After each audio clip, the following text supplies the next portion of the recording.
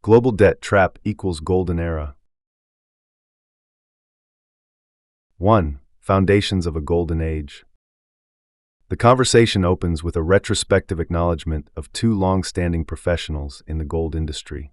Despite decades of experience and a well-established presence in the sector, the speakers jointly express the belief that the true era for gold investment is only just beginning. Notably, they emphasize that less than 1% of global financial assets are currently allocated to gold, leaving considerable room for reallocation amid growing global financial instability. Footnote: this section introduces the argument that gold's role in the global financial system is in its infancy despite substantial historical investment. 2. Historical perspective on debt and gold. The speaker recalls entering the gold market out of concern over burgeoning global debt and credit manipulations that began escalating in the early 1990s.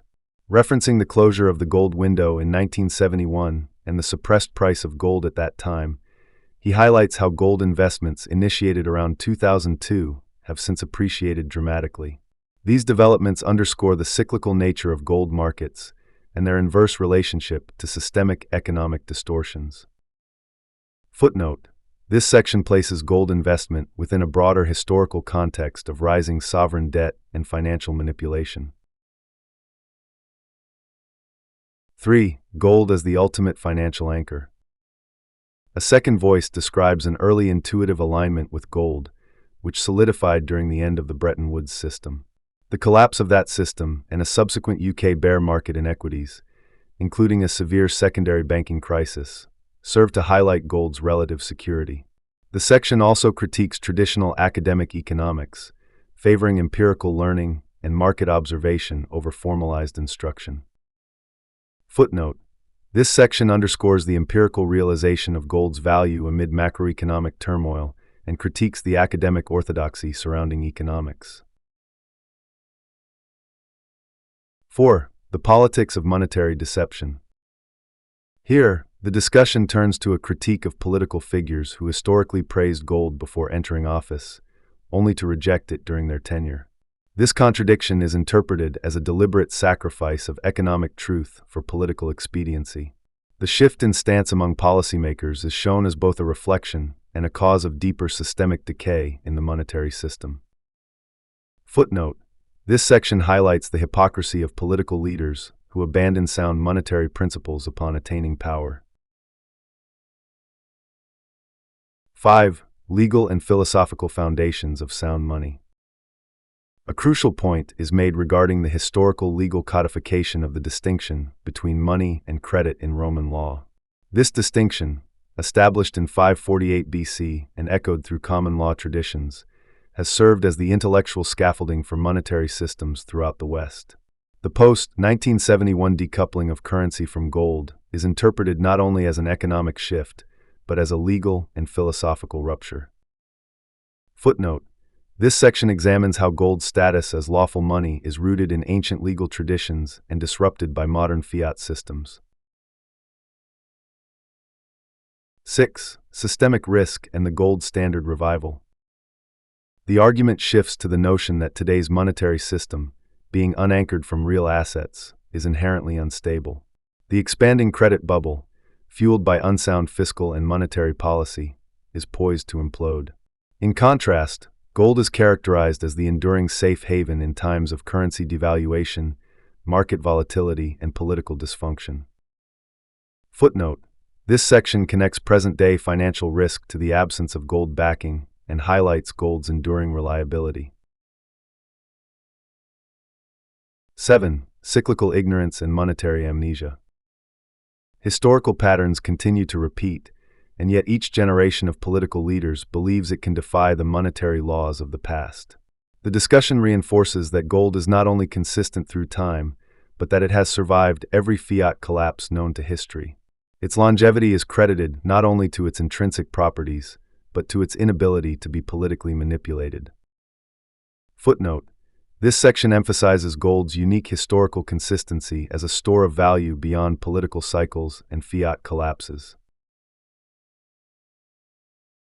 8. The legal and structural role of gold in Western civilization. The argument expands on how the Roman classification of money versus credit still underpins Western common law traditions. When fiat currencies decouple from tangible assets like gold, they sever not only economic grounding, but also the legal and structural continuity that societies depend on. The post-1971 shift is framed as an affront to centuries of legal precedent. Footnote: this section expands on the legal legacy of gold as money and the systemic implications of abandoning this standard. 9. The central bank conundrum and the limits of fiat faith. The discussion deepens to address the modern credit bubble and the dangers of anchoring economic systems in fiat currency alone. While some politicians flirt with monetary reform, their inability to escape the short-term demands of political power perpetuates the debt trap. Central banks, once thought to be guardians of stability, have instead become unwitting enablers of an impending monetary reckoning. Footnote: this section critiques central bank policy as a key contributor to systemic instability in the absence of asset-backed currency. 10. Institutional illusions and the repricing of reality.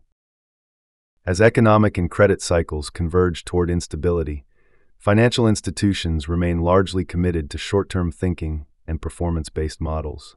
Despite mounting signals of market distress, such as the rising gold price and stagnating equity markets, investment managers and institutional stewards continue to underweight precious metals. This section warns of the catastrophic consequences of this misalignment between portfolio strategies and macroeconomic signals.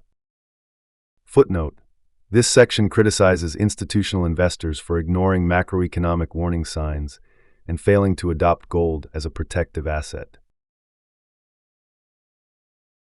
11. Global capital flows and the reawakening of the East.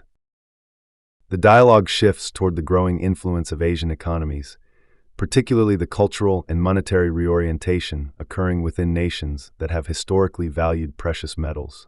Chinese households, faced with limited investment options and falling interest rates, are turning increasingly to structured gold accumulation plans.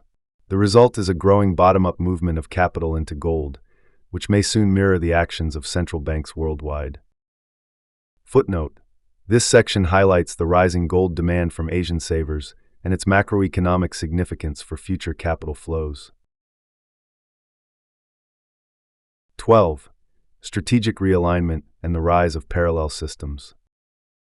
Attention turns to global realignments led by the BRICS nations, who are diversifying away from Western-dominated financial systems and reserve currencies. With central banks increasing their gold reserves and exploring alternative settlement mechanisms, the emergence of a parallel monetary order is becoming more pronounced. The long-term implication is a weakening of Western fiat dominance and a slow pivot toward a multipolar reserve structure. Footnote: this section addresses the geopolitical and monetary shift as emerging economies pivot toward gold and alternative systems of financial sovereignty. 13. Gold confiscation, capital controls, and the final playbook. The discussion forecasts imminent measures by Western governments in response to a worsening monetary crisis. These include capital controls, compelled treasury purchases, and potential gold confiscation. However, the speakers argue that unlike the 1930s, today's financial landscape makes such confiscation impractical due to gold's diminished official role. Instead, financial repression may target property, savings, and retirement accounts to fund sovereign liabilities. Footnote: this section anticipates state-imposed restrictions on financial freedom and explains why gold confiscation is less likely than broader asset appropriation. 14. Social unrest, surveillance, and the collapse of confidence. The conversation concludes by exploring the consequences of a collapsing monetary system on civil society. Escalating social unrest, expanded government surveillance, and growing political instability are portrayed as inevitable side effects of fiat decay.